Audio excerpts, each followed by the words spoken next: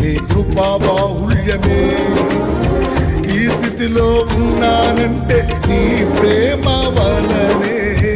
అనుక్షణము కాచితివే నా కన్న తండ్రివై. ఈ స్థితిలో ఉన్నానంటే నీ ప్రేమ వలనే.